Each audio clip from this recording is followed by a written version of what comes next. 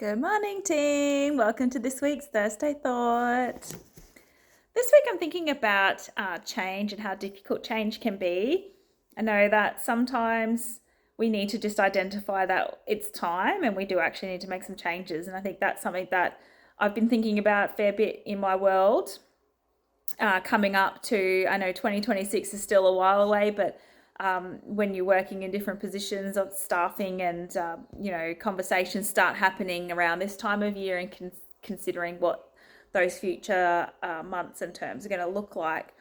But it doesn't have to be significant change, even that you need to consider sometimes and know that it's time to make changes, because we've even been thinking about what are the small changes that we need to make within our routines at home that can be difficult to enact and to begin, but we know it's time for them because our lifestyles have molded into something slightly different. And you create new habits sometimes without even acknowledging that that's what you're doing. It just automatically happens as a result of other changes that have happened in your world. So that's happening a little bit in our space at the moment, where we need to start enacting some change purposefully and consciously in order to keep our smooth routines and consistency in our lives happening.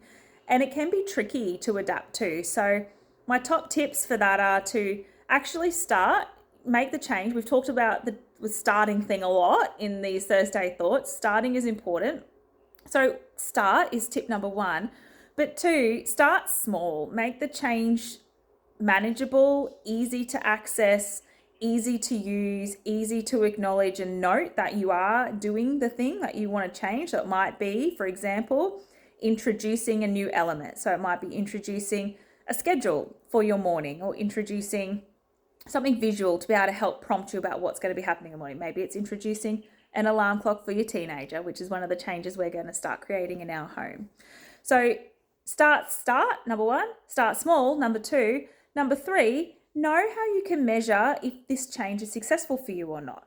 So give it a couple of weeks. Don't decide the day after, well, it didn't work, so I'm not going to do it anymore, because one day of having an enacted change, whether it be small or not, is not enough time to really have an informed collection of data around whether that was successful for you or not successful for you. So my third tip is maintain it at least for 2 weeks and give it a red hot crack for two to 3 weeks before you decide whether this is a successful change for you or an unsuccessful change for you. Then you can make a new change to your routine if you need to after that. So yeah, change is hard. It's inevitably hard. It's because it's different. It's something we have to adapt to. We need a growth mindset to be good at change.